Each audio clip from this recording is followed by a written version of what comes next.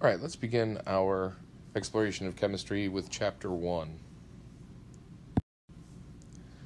Chemistry, the science of everyday experience. Chemistry is everywhere. It is everything. It is probably the most pervasive science that I can think of because it touches on aspects of every other science. It is everywhere. It is you, it is me, it is life, it is rusting, it is the wind blowing, pollution, medicine. It's everything. And that can be why chemistry can be a little bit daunting, is because it's everywhere. Now, let's not get too ahead of ourselves, and let's talk about how chemistry is the study of matter. What is matter? Well, matter is anything that has mass and takes up volume. It has space. The technical definition I like to use is stuff. Okay, it has mass and it takes up space. Okay, now mass and weight are often conflated as the same thing. They're not exactly the same, but mass and weight are very similar concepts. Okay, now matter can either be from naturally occurring things or from synthetic. Okay, naturally occurring or synthetic. So something like cotton is a natural occurring chemical, naturally occurring matter. Sand, naturally occurring. Digoxin, okay, a cardiac drug, actually comes from the foxglove plant. It is naturally occurring.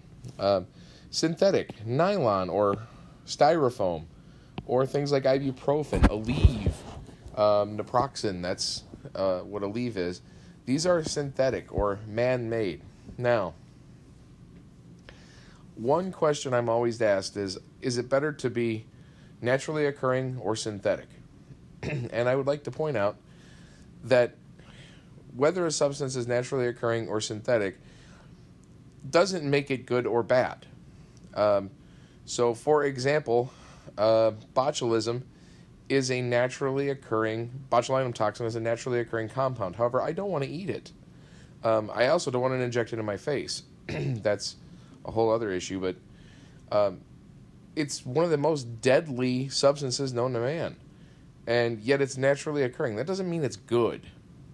Now, ibuprofen, one of the most common pain relievers, the non-steroidal anti-inflammatory drugs out there, is not found in nature. However, it is made in a lab, and it is a wonderful drug. Same thing with aspirin. Aspirin is not a naturally occurring substance. However, it is a drug that has some amazing properties. Probably one of the most versatile drugs ever produced. Now, let's talk about this in terms of vitamin C. I like to use vitamin C because you can buy vitamin C tabs or you can eat an orange. Okay? The vitamin C in those man-made tablets and the vitamin C in that orange are exactly the same. There is no difference from vitamin C made in the lab from vitamin C made in an orange. It is exactly the same. So, a substance is a substance is a substance. Vitamin C is vitamin C is vitamin C. Water is water is water. Doesn't matter whether it was made or came from nature. And again, nature does not equal good. And synthetic does not equal bad necessarily. Let's talk about what states of matter there are in nature. So, there are three general states of matter. Okay, the solid state. Solids have a definite volume. Okay, that definite volume means that you can measure the volume of that substance, and it's going to maintain its shape.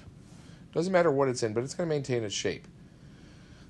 And in a solid, these particles lie really close together. So here we have ice, which is water in the solid state. Now, in this, you might see that there is a regular repeating pattern here of hexagons.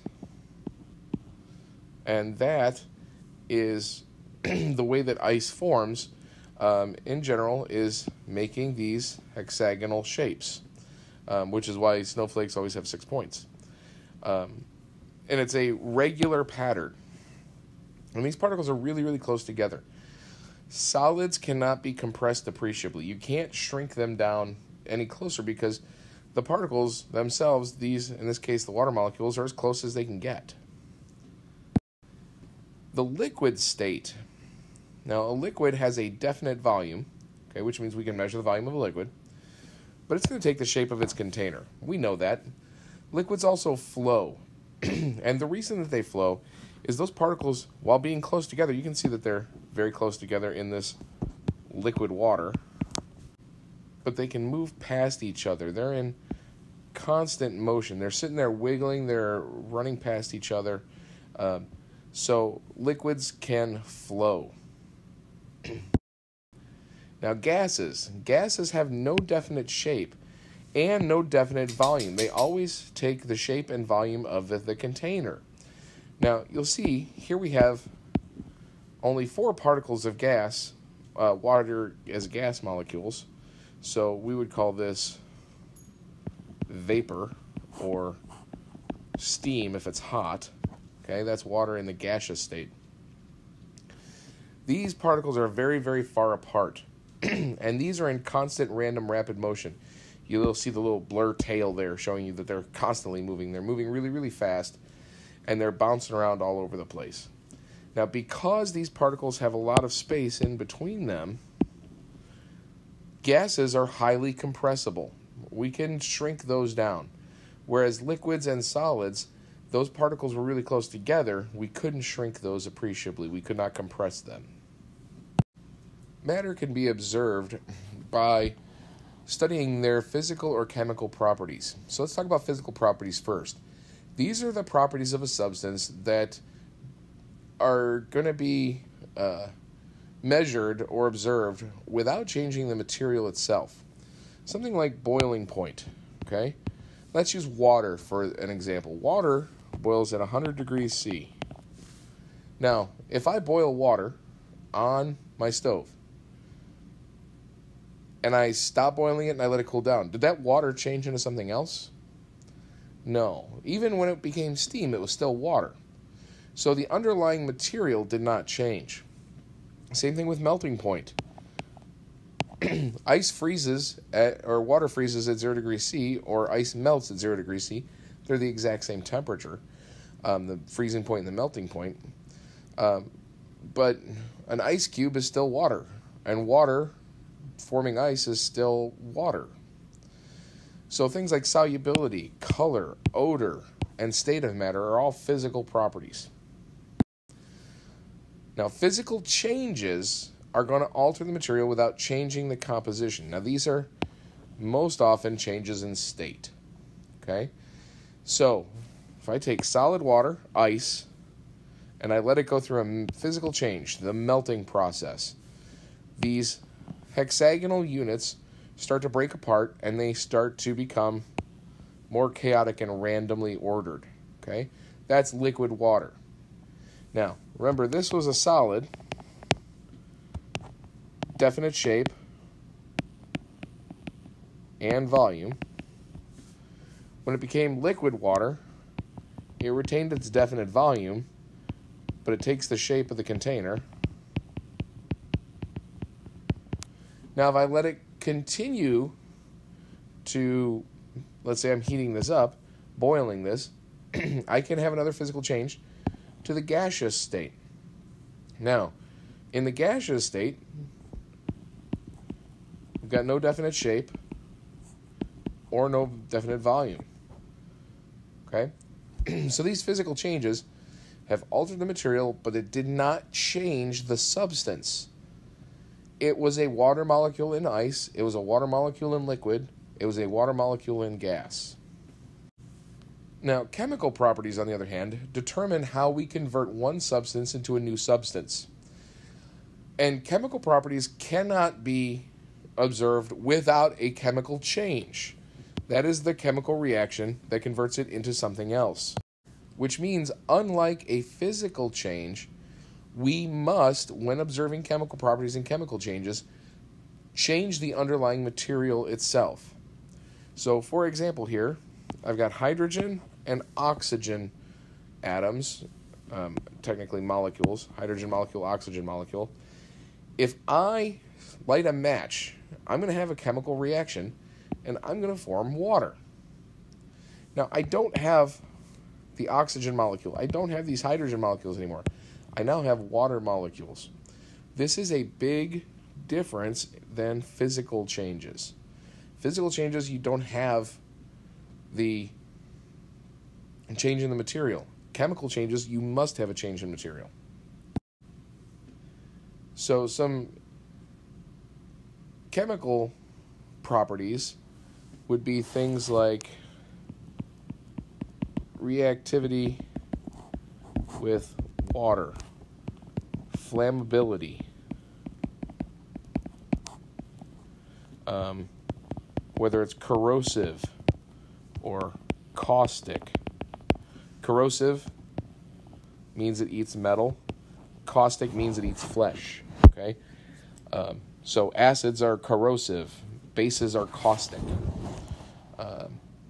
Those would be chemical properties. When observing chemical properties, they have to be undergoing a chemical change or a chemical reaction.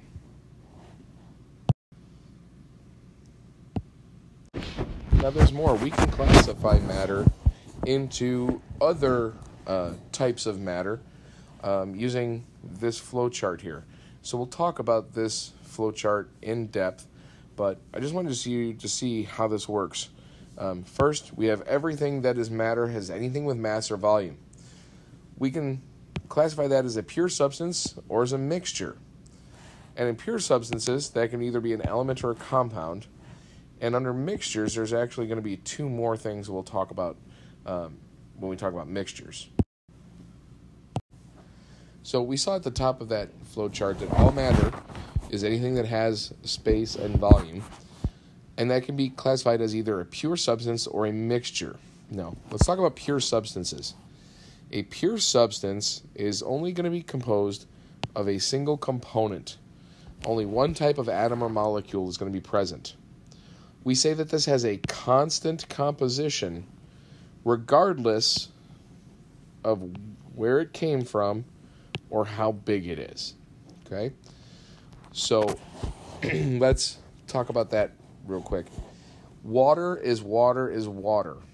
I don't care if I get water from my tap. I don't care if I get water from a bottle. I don't care if I get water from the ocean.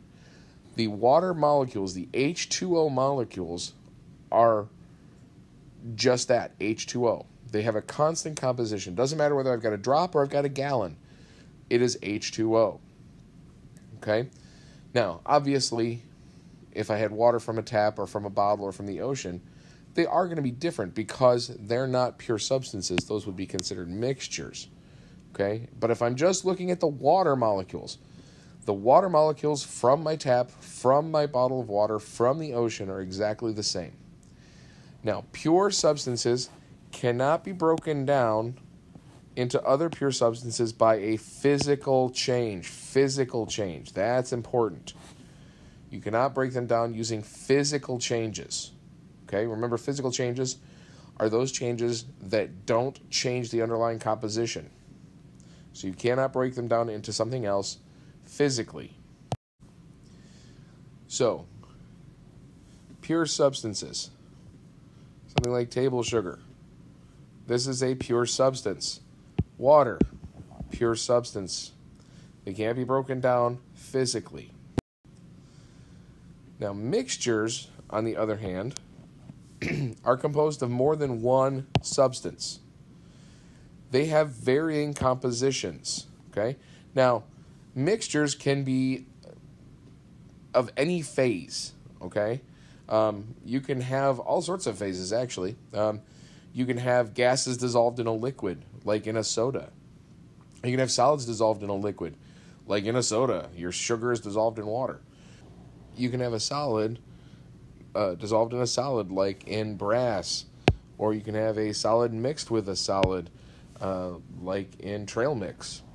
Now, the key here, the difference between pure substances and mixtures can always be separated into their component parts physically, by physical processes.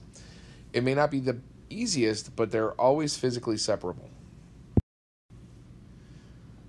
Okay, so all matter is either a pure substance or a mixture. Okay, just keep reinforcing this. Sugar dissolved in water. This is a mixture. We've got our sugar molecules, which we'll talk about. We actually call those the solutes. And we got our water, which we call the solvent. Remember, mixtures are always physically separable. So how can I get the water separate from the sugar? Well, simply I let the water evaporate. If I let the water evaporate, the sugar will be left over and the water will be gone. So mixtures are always physically separable. Now, let's pop back over and talk about pure substances again. Pure substances can either be classified as an element or as a compound. Okay? An element is a pure substance that cannot be broken down by a chemical change. Okay?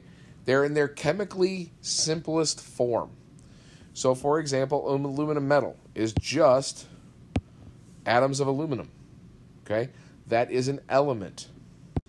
Whereas a compound is a pure substance formed by chemically joining two or more elements. So here we have sodium chloride, our good old friend table salt. We've got these silver sodium spheres and these green chlorine spheres. This is not an element. This is a compound. These are two elements, sodium and chlorine, coming together to form a compound. Now, compounds can be broken apart into elements chemically. Okay? So notice the difference between mixtures and compounds here. A mixture is physically separable. We don't change the underlying material. Okay? In a compound, what we have is, in order to separate that into its component elements, we have to change that underlying material. We have to change that material into something else. So if I take sodium chloride and I heat it up really, really, really hot until it's a liquid, okay, molten sodium chloride, and then I run electricity through it, I can actually get sodium and chlorine back as the elements. So let's come back to this flowchart again. Whenever I'm confronted with something and I want to know what it is, first thing I ask myself is, does it matter? Does it have mass and does it take up space? The answer is yes. Then, is it made of one component or is it made of multiple components? So, if it's a single component, then it must be a pure substance. If it's more than one component, it's a mixture. Now, if it's a pure substance, I ask, is this able to be broken down chemically? And if the answer is no, then I have an element. If the answer is yes, then I have a compound. Okay? Now, I'm going to go one step further here, and we're going to take a look at this mixture portion here. Mixtures come in two types. They can be heterogeneous or homogeneous. Heterogeneous or homogeneous. And this refers to how the mixture is made. If the mixture is the same throughout, so same throughout, this is what we would call homogeneous. And if it's different throughout, that would be heterogeneous. Now, the easiest way that I can say to differentiate between these two is you can't see the parts on a homogeneous mixture. Okay? So think of sugar water. Sugar dissolved in water. Can you see the sugar molecules in the water molecules? No. That is what we would call a homogeneous mixture. Now, that means heterogeneous. You can see the parts, which I like to say is something like trail mix. Can you see that it contains peanuts and M&Ms and bits of dried fruit? Yeah, you can. Okay? So if you can see the parts, that is heterogeneous. If you can't see the parts, that's homogeneous. Okay? So, and remember, these are always physically separable. If I could spell physically correct, then we'd be all set.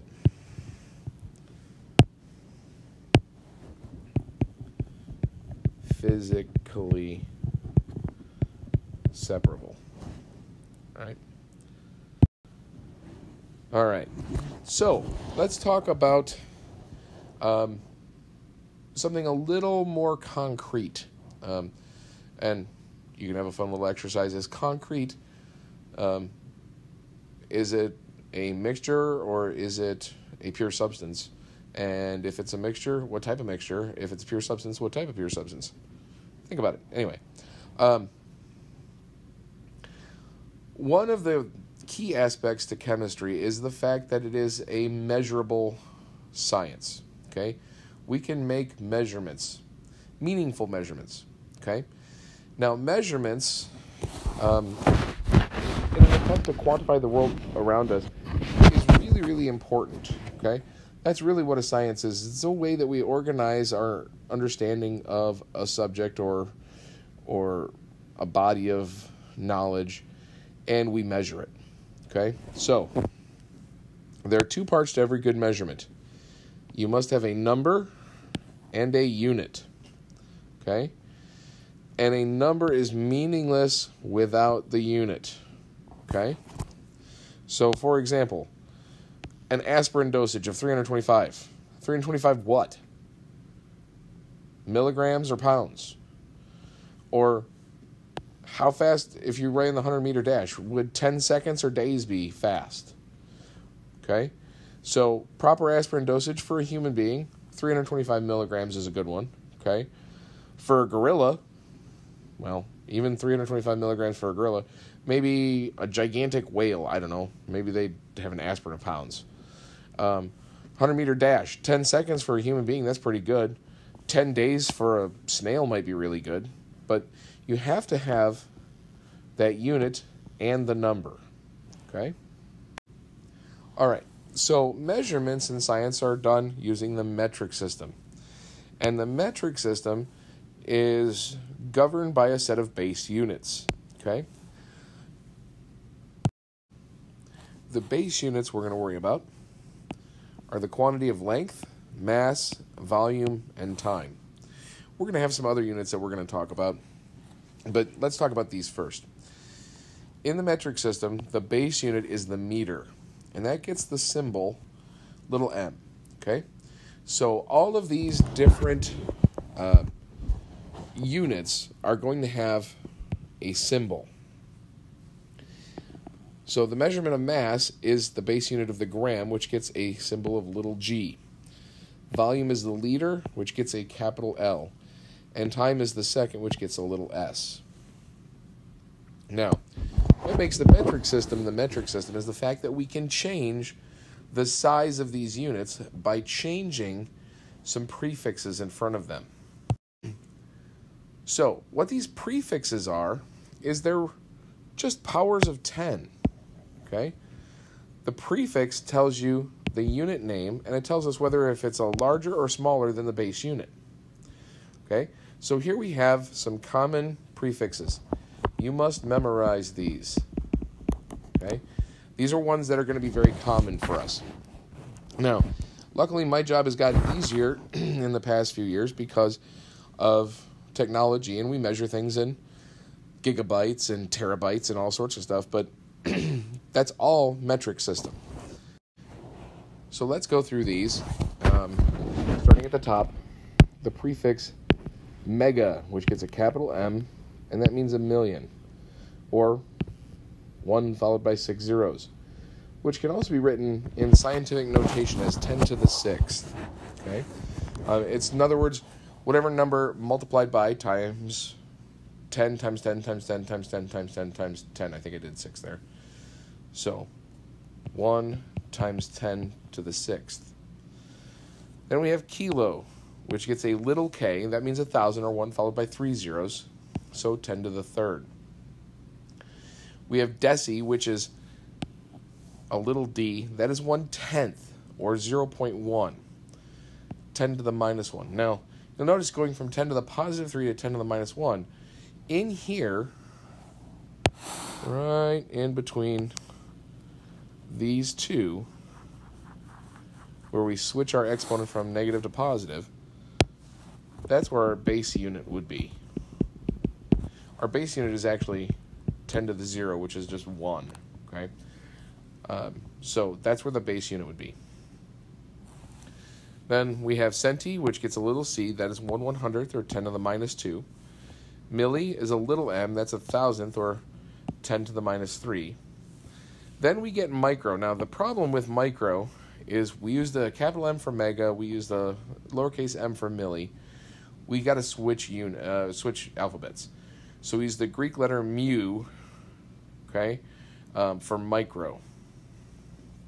And sometimes they write it as MC for micro. That's usually more in medicines when they talk about micrograms, MCG.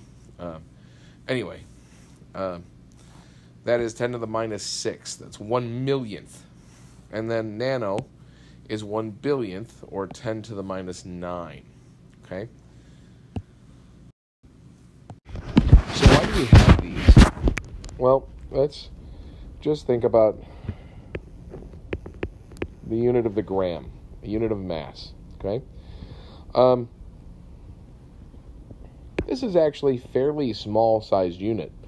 I wouldn't want to weigh, say, a human being in grams, because that unit is just too small. Okay? I could weigh aspirins in grams. I mean, that's not a bad unit. It's pretty close. But the gram is just kind of a small unit. So instead of weighing a person in grams, what I want to do is I want to change the size of the unit. So perhaps I would want to use the kg, the kilogram. Now, 1 kilogram is equal to 1,000 grams. Because remember that K stood for 1,000, or 10 to the 3rd. Okay? So 1 times 10 to the 3rd, or 1,000 grams. That means an average person would only weigh a few kilograms. Much less than the thousands of grams it would be. Okay? We'll talk about how we convert these in just a minute. But that's a much better unit for measuring the weight of a human being. But what about measuring the weight of, say, a gnat? A tiny little gnat. Kilograms would be just way too big. And even gram might be too big. So maybe we'd want to use mg, milligrams, or even maybe the micrograms. Milligrams was 1/1,000th, and micrograms was 1/1,000,000th. So these are smaller than the base unit. This is larger than the base unit. Okay? So the way I like to think of this is in terms of a set of stairs. So I'm going to just draw some crude stairs here.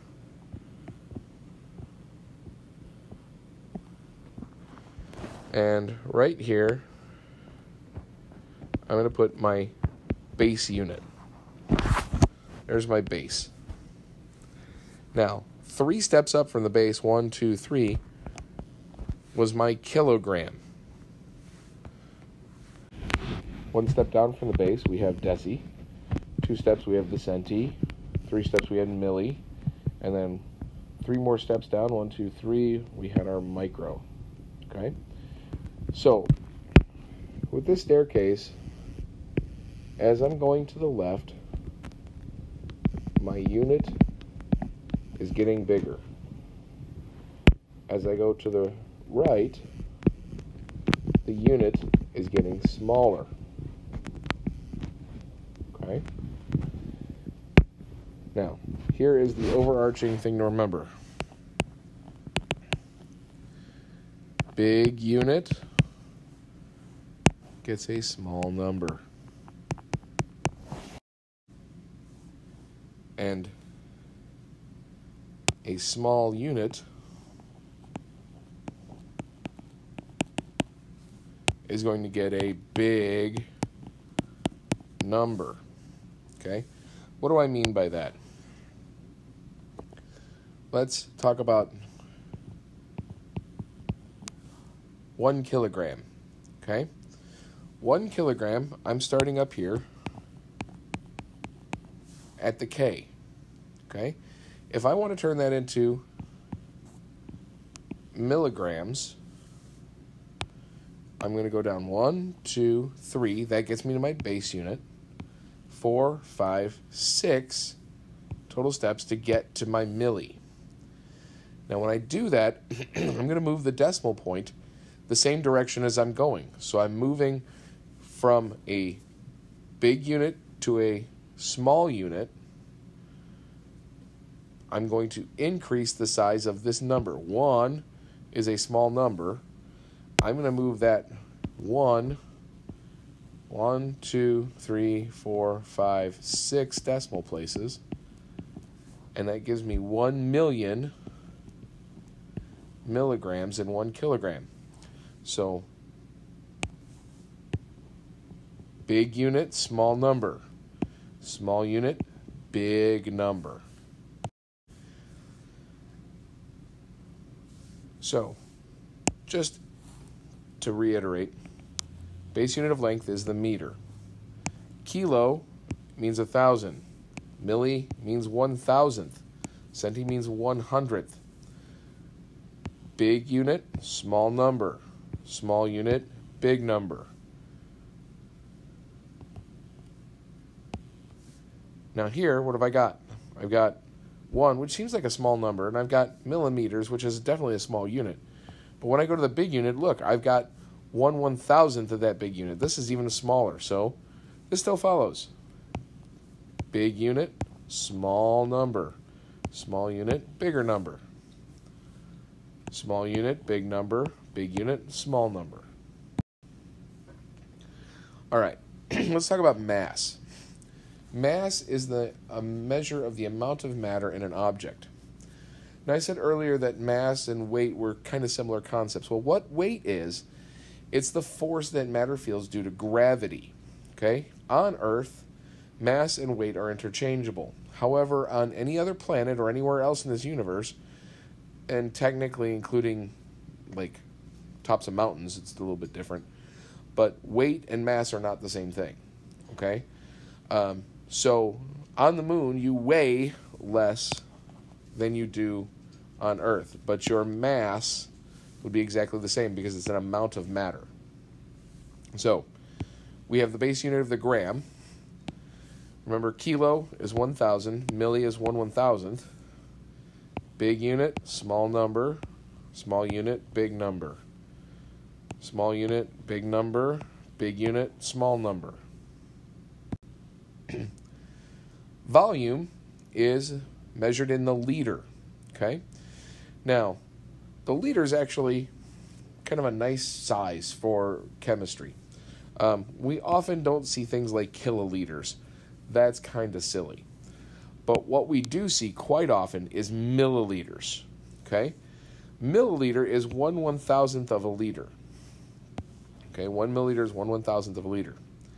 Now, it turns out that if you actually take a look, I'm not going to go through the whole derivation of this, but if I measure 1 centimeter by 1 centimeter by 1 centimeter, centimeter, remember, is 0.1 times 0.1 times 0.1. 0.1 times 0.1 times 0.1 is 0.001. That's 0.001 of the cubic meters, which is the same as a milliliter. Okay?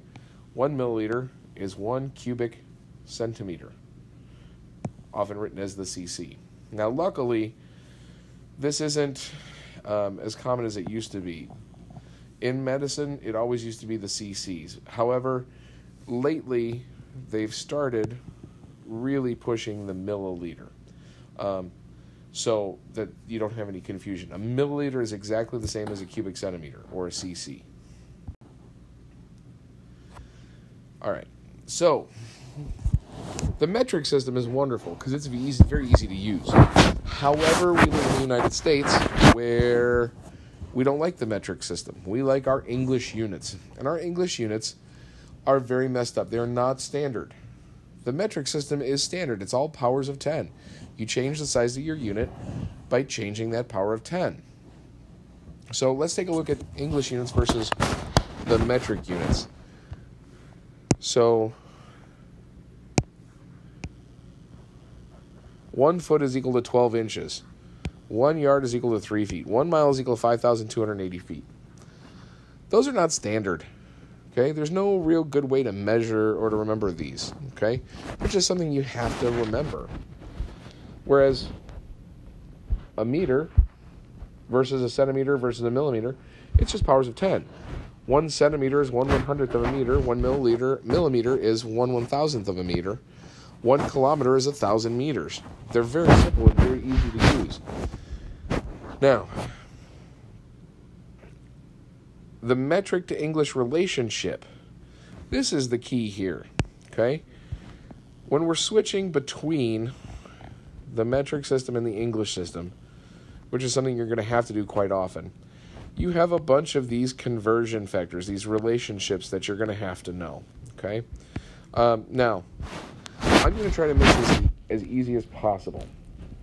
I expect that you know the English units. So you're expected to know those. Okay? With the English and metric relationships, I expect you to memorize just the ones I'm highlighting.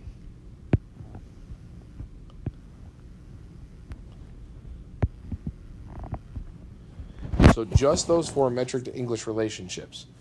Because you'll see that if I just memorize those 4, I can actually get whatever I want from knowing my English units and knowing my metric units. Okay? So, let's talk about measurements. Okay? Now, we've talked about the units. A measurement requires a unit and a number. So, we've talked about the units. Let's talk about the numbers. Okay? And this is where the term significant figures comes in. A significant figure is all the needed numbers in a measurement. All of those needed numbers. Okay? Now, numbers come in 2 types. Exact or inexact. Exact numbers come from counting or are defined. Okay? So if I count the number of fingers and toes on my kid, that is counted. Those are exact numbers. He has 10 fingers and 10 toes. Okay? But if I measure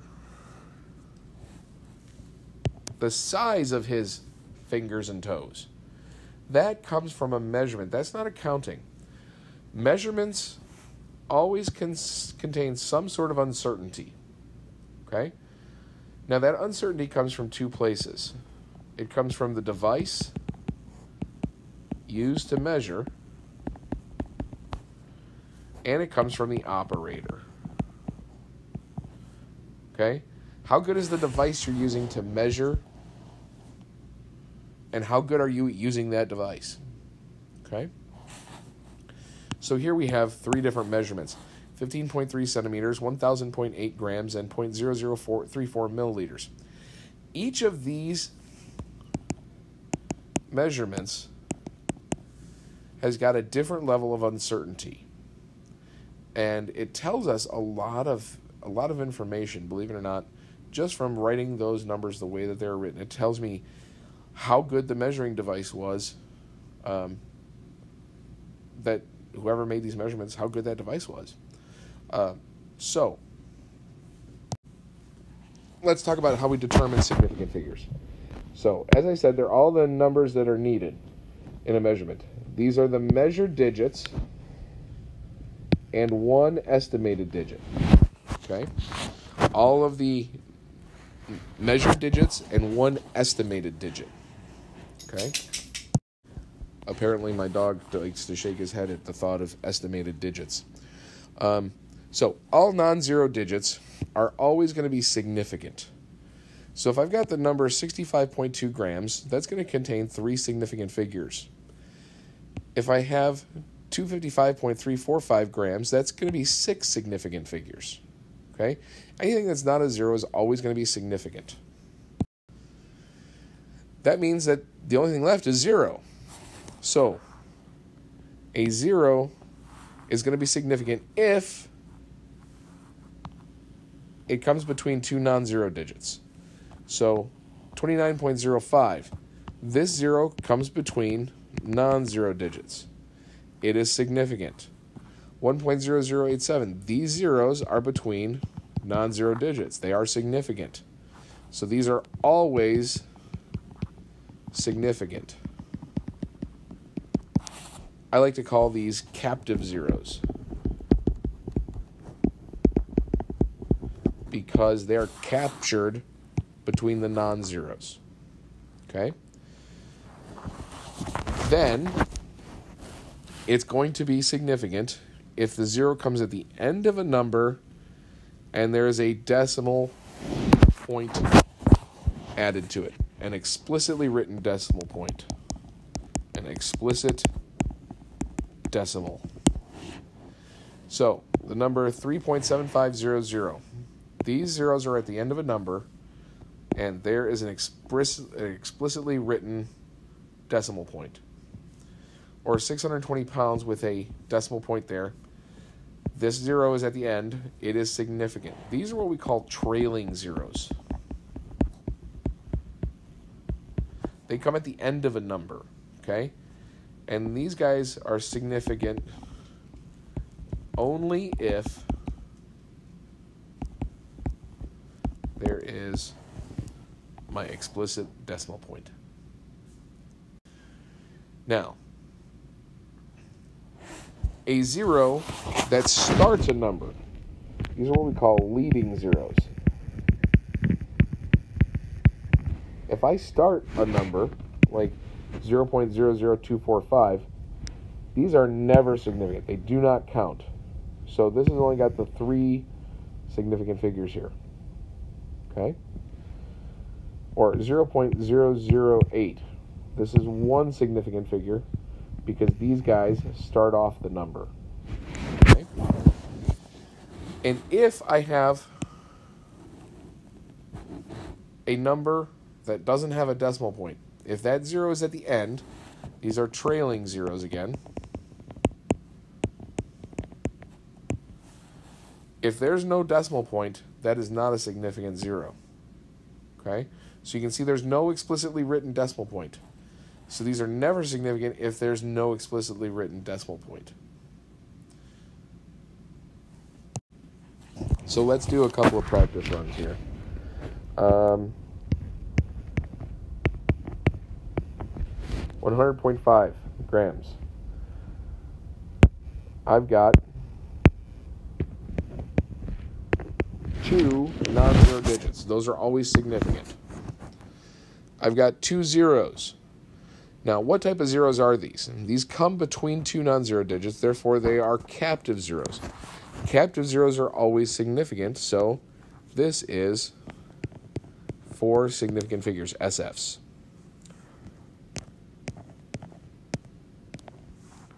What about 100.0 grams? I've got 1 non-zero. Now, what type of zeros are these? These are trailing zeros. Trailing zeros are significant only if there is a decimal point written in. Look at that little guy right there. There's a decimal point there. So all of these zeros are significant. So we end up with 4 sig figs. What about 0.055 grams? I've got two non-zero digits, and then I've got these zeros. These are leading zeros. Leading zeros that come before a non-zero are never, ever significant. Never. So now, this is just two sig figs. What if I've got 0.0550 grams? This is where it gets to be tricky. I've got my two non-zeros, but I have two types of zeros. I've got my leading, and I've got a trailing. Our rule for leading, these guys are never, and our rule for trailing is if there's a decimal. Well, looky there, there's a decimal point. So, 5 significant, 0 significant, 3 sig figs.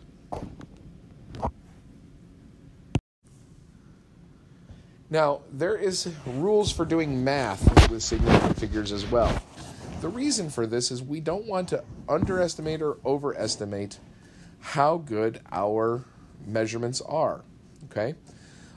So, the rules for this, for multiplication and division, this is the easiest. The answer has the same number of sig figs as the original number in the calculation that has the fewest sig figs. So, if I divide 351.2 miles by 5.5 hours, there's 4 sig figs in the miles, but only 2 sig figs in the hours. Therefore, when my calculator spits this answer out, I might be tempted to just write 63.854545 miles per hour and say, well, there it is. But what that's saying is, hey, I measured this really, really precisely, but my original measurements didn't have very good precision for my time, so the answer here should only have the 2 significant figures. So this should actually be rounded to 64 miles per hour. And so what this is showing is how we decide whether to retain or drop digits and do rounding. So this is actually the rounding that you've probably already done several times in school. You take a look at the numbers you need to keep. So you count out the number of significant figures you're supposed to have. In this case, it was supposed to be 2. So we start 1, 2. Now we look at the first digit to be dropped. Okay? And if the first digit is between 0 and 4, then you drop it in all remaining digits. In other words, you round down. But if it's between 5 and 9, we round up the retained digit by 1, or 64 miles per hour. So, if I take 61.25 rounded to 2 places, that would be 61. The 2 is to be dropped, so we round to 61. 3 places, we would look at the 5. 5 is greater than 4, so we round up, or 61.3. If we have 61.2537, 3 is less than the 4, so 61.25. And finally, if I want to round to 5 significant figures, the 7 here is the digit to be dropped. It is larger than 5, so I round up the retained digit by 1, or 61.254. For addition and subtraction, it's a little bit different. The way we do addition and subtraction is we line up our numbers like we did in grade school, and we go to the original number with the fewest decimal places. So if we add subtract 3.6 kilograms from 10.11 kilograms, this had 2 decimal places, this had 1 decimal place. So when I do the math, 6.51 kilograms is what I would get from the math. Now, what I want to do is I'm going to draw a line to the right side of my last decimal place, the shortest decimal place. And when I do that, I notice that I'm going to drop that 1. And we follow our rounding rules. 1 is less than 4. Therefore, I keep the digits as is. 6.5 kilograms. Okay? The reason for doing addition and subtraction this way is a little bit more difficult to understand. Sometimes this is the more difficult one. But it's easy to understand if you think about what we're doing here. This number has got more decimal places. It's got one more decimal place. In other words, I've measured it out very precisely. I know really, really precisely how many kilograms it is. This number has less precision. Okay, this all has to go back to doing how we do measurements. Okay, that number has less precision, and so my final answer has to have about the same amount of precision as my worst precision. Or in other words, put it this way. Bill Gates has got a lot of money. How much money does he have? A lot. Okay? If Bill Gates finds a quarter or loses a quarter, how much money does Bill Gates have? Still a lot. That 25 cents, that really, really well-known amount of money, that 25 cents, doesn't change the amount of money Bill Gates has. In other words, it's getting swamped out by the amount of uncertainty in the least certain amount. He's got a lot of money. Okay? Another way to put this is maybe a little bit more concrete. Let's say you got $1,000 and you find a quarter on the street. Somebody asks you, how much money do you have? Do you go $1,000 and 1 quarter? Or do you just say $1,000? We've kind of used it already, but we haven't really explained it. But it should be something that you've seen before, and that is scientific notation. Scientific notation is the process of writing a coefficient times 10 to some power, the exponent.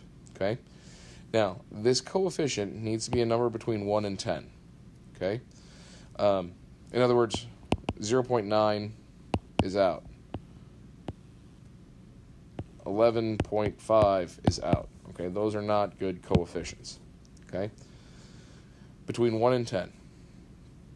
And this power of x can be any negative or positive whole number. Okay? What this does is it allows us to write very large and very small numbers quite easily. So, the thing about scientific notation and standard notation is that pesky decimal point. When it comes to significant figures, we know that when we're counting out the sig figs, the decimal point matters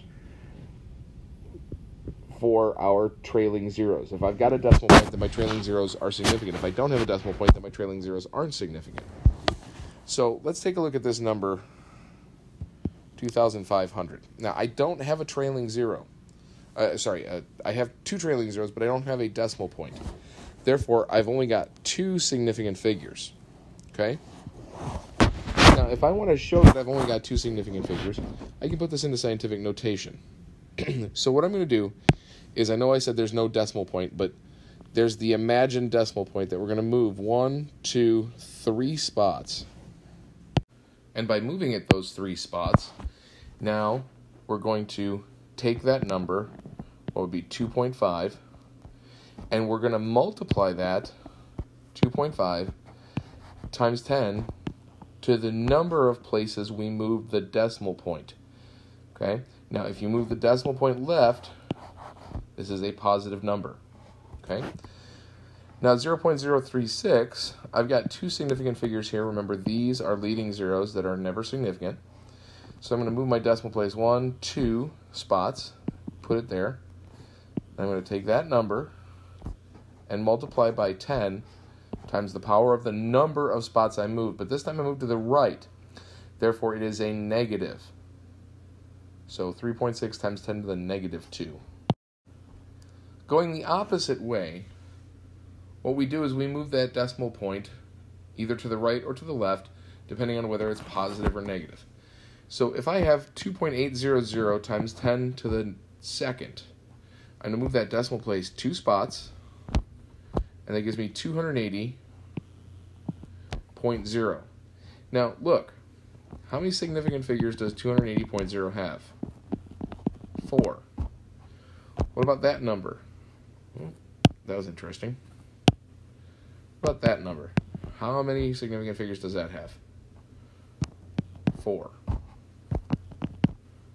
So the number of significant figures in both the standard notation and the scientific notation needs to remain the same. Now, if we have a negative exponent, this time I'm going to move the decimal point to the left, and 2 spaces, 1, 2. Put that decimal point there, and I'm going to fill in with zeros. So 0.0280. Remember, that trailing 0 here is significant because there's a decimal place. So I have 3 sig figs, and I had 3 sig figs to start with. So let's start using some problem solving. Problem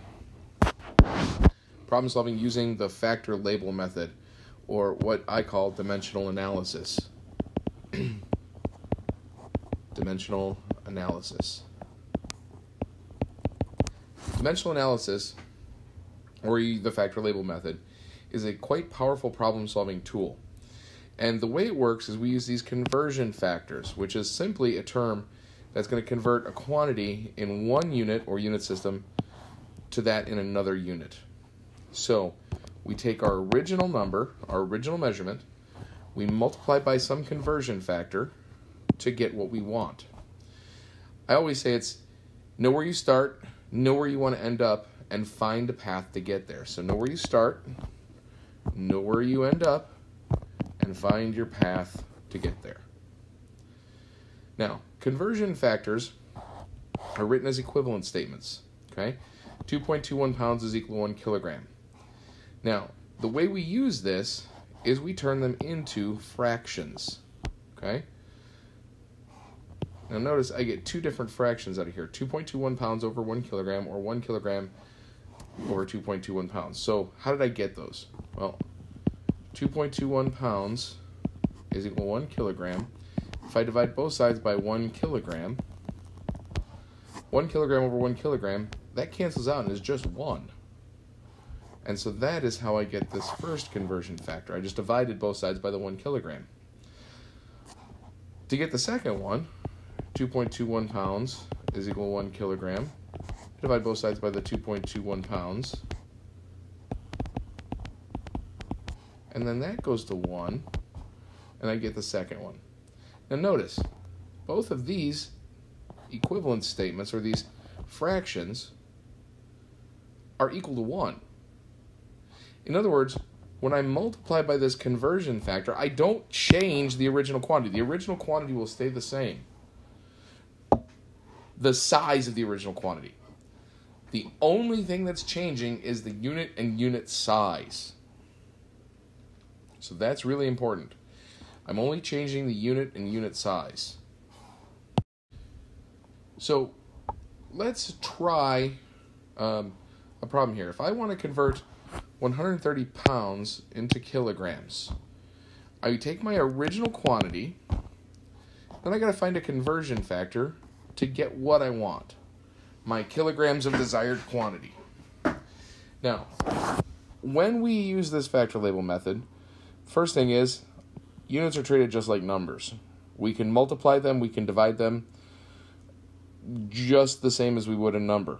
2 times 2 is equal to 4, or 2 squared. Meters times meters would give you meters squared. Make sure all unwanted units cancel. Anything that you don't want in your answer needs to go away. So in this problem, pounds needs to go away. I need to only have kilograms. So now I need to find a conversion factor that'll do that. So let's talk about our conversion factor that we just had. Pounds to kilograms. We have the 2.21 pounds over 1 kilogram, or 1 kilogram over the 2.21 pounds. Which one is going to get us the unit we want? Now the unit here would be in the numerator. So whichever conversion factor we want, we have to have kilogram in the numerator.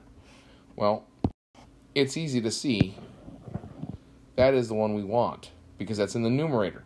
Now, if I use that, pounds here gets canceled out. Okay? The original unit is in the denominator, so that cancels out the pounds. But the desired unit stays where it's at. Okay? Now, if that looks a little strange, remember what we're doing here is we're multiplying by a fraction. Remember that multiplication of a fraction is division. We're dividing out 2.21 pounds, so the pounds cancels each other out. Pounds over pounds goes away. And our answer to 2 sig figs is 59 kilograms. Why 2 sig figs?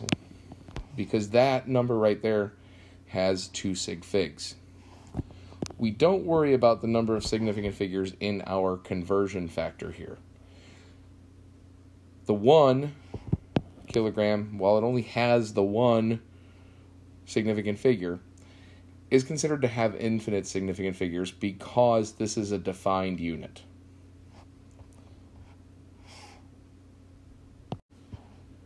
So let's do another problem. How many grams of aspirin are in a 325 milligram tablet? So I'm going to identify what I originally have and what I want, including the units. So I've got 325 milligrams, and the desired quantity is grams. So then I write out the conversion factors that I would need to solve this. 1 gram is equal to 1,000 milligrams. This is from our metric prefixes. So I can write this as either 1,000 milligrams over grams or 1 gram over 1,000 milligrams. Now this is going to cancel out the milligrams because the milligrams is on the bottom. So that form of the conversion factor is what I want. So I take the 325 milligrams times 1 gram over 1,000 milligrams gives me 0.325 grams. I have 3 sig figs here, 3 sig figs here. Again, these guys defined units. We don't have to worry about their significant figures. We'll always take the significant figures of our starting material here. Now, let's go ahead and compare this to how we did our powers of 10. So remember we had a staircase. And we had our base unit somewhere. We had deci, centi, milli. Okay? And if we were dealing with grams, that would be just grams for the base unit. This would be decigrams, centigrams, and milligrams. So 325 milligrams, I want to convert that back to the base unit here. That'd be moving 1, 2, 3 spots. So I take that decimal point that's not there, but it pretends to be there, and move it 1, 2, 3 spots, and then change my unit to the grams, the base unit. So 0.325 grams, which is exactly what we got from the factor label method. Because remember, when we multiply by these conversion factors, we are multiplying by the quantity of 1. We are not changing the measurement. We are changing the units. Now, we can string together multiple conversion factors to get desired quantities. So here is my question. How many liters is in 1.0 pints? Now, the way we arrange our conversion factors is the denominator cancels with the numerator in the preceding term. Okay? So, what I want is, or what I have is 1 pint. That's my original. My desired quantity is however many liters. Now, if I go back to the conversion factors that we had, we didn't have a pint to liters direct proportion. So what I'm going to do is I'm going to use 2 conversion factors. I know I've got pints to quarts, so I'm going to convert pints, because that's what I had, to quarts. And then I have another conversion factor of quarts to liter. So I'm going to take that pint that was now turned into quarts and turn the quarts into liters. So the first conversion factor, quarts needs to be on the top, pints needs to be on the bottom, because it has to cancel out the preceding term. On the second conversion factor, liters needs to be on top because it has to cancel out the quarts, which was the preceding term. So 1.0 pints times 1 quart is 2 pints times 1 liter over 1.06 quarts. And when you do this, you get 0.47169, big old number of liters. Now, we started off with 2 sig figs, so we want to end with 2 sig figs. Remember, when you start counting out your sig figs, leading zeros do not count. So we start with the 4 and the 7. So my answer would be 0.47 liters. Temperature is a measure of how hot or cold an object is.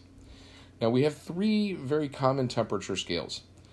The most common that we use in the United States is the Fahrenheit scale, the degrees Fahrenheit.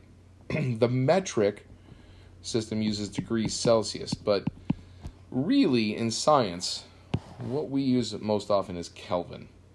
And the reason for that we can talk about later when we talk about gases. But these scales, degrees, are relative scales, whereas Kelvin is an absolute scale. Okay? 0 Kelvin is the coldest you can get, whereas Fahrenheit and Celsius are degrees of coldness or degrees of heat. Okay? So, we need to be able to convert between one to the other. So to convert from degrees C to degrees Fahrenheit, you take the temperature in degrees C and multiply by the 1.8 and then add 32. Okay?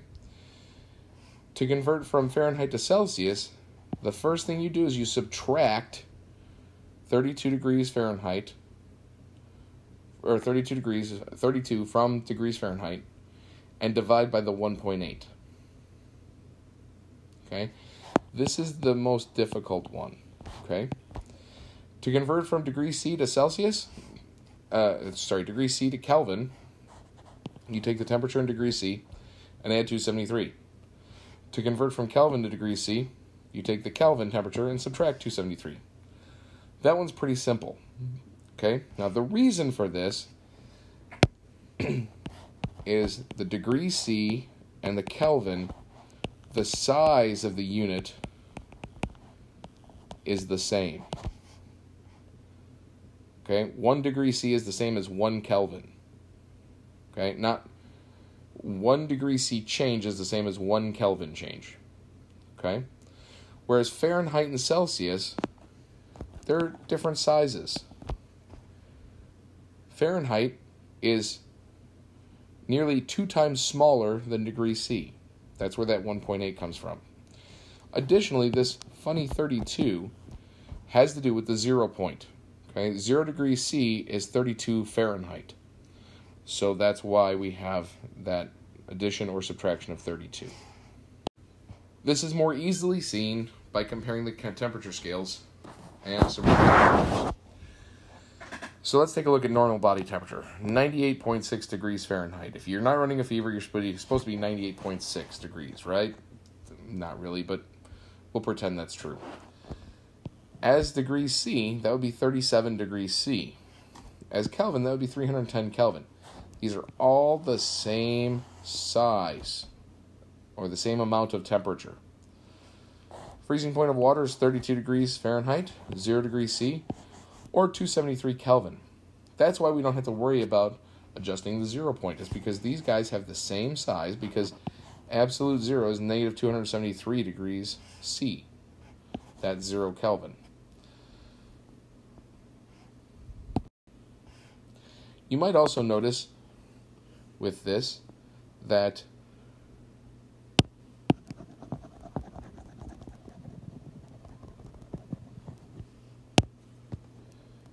there's 180 degrees difference in Fahrenheit from freezing point of water to the boiling point of water, and 100 degrees C for the freezing point and boiling point of water. 180 over 100 is equal to 1.8. That's that pesky little 1.8 in our equations. You have to know those equations or be able to derive them.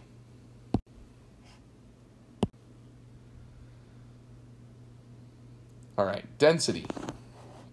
Density is a physical property that relates mass to the substance to its volume. So mass over volume. The easiest way that I can make students remember this: my dog vomits. Mass, density, volume. Okay? If I want to find density, it is mass over volume. If I want to find mass, I take density times volume. If I want to find volume, it's mass over density. Okay? You can also take a look at this in terms of the units. If you want to convert volume to mass, volume, the units of density are grams per milliliter. Milliliters needs to cancel out, so it needs to go on the bottom. Grams needs to go on top. So this would be volume times density equals mass. To convert mass to volume, I would have mass over density equals volume. Notice this is flipped over. Milliliters is on top, grams is on the bottom. That would be the inverse of density. So a problem would be something like, if the density of acetic acid is 1.05 grams per milliliter, what is the volume of 5 grams of acetic acid? So 5 is my original quantity. Milliliters is 5 grams is my original quantity. Milliliters is my desired quantity. And I use density as a conversion factor. I can write density, which is mass over volume. I can write it like that, mass over volume. Or I can write it as volume over mass. The inverse of density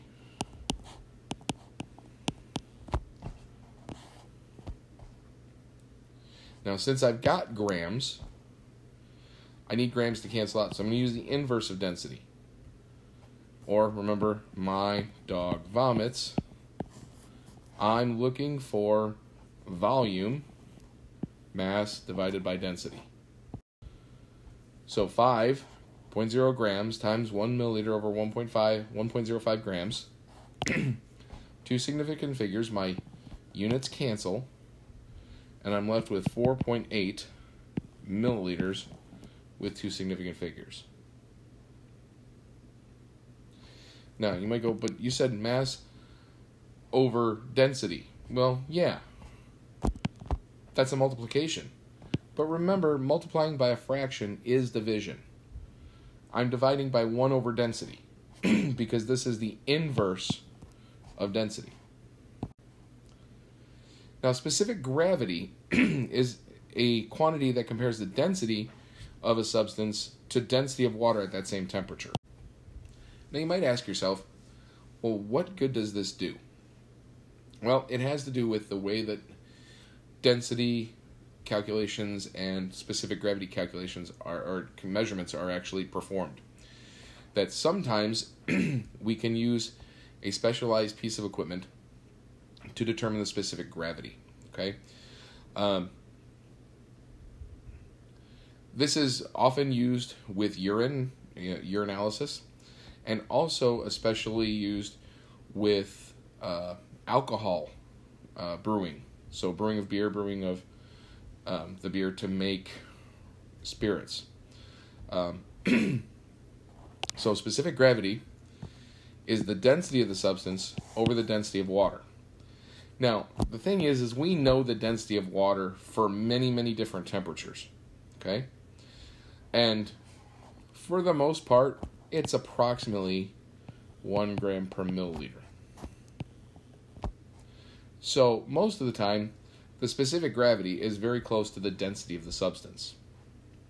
Now, notice here, my units, grams over milliliters, those cancel out. Specific gravity is unitless. So as I said, the reason we do this is from experimental concerns. All right, so that's the end of the first chapter.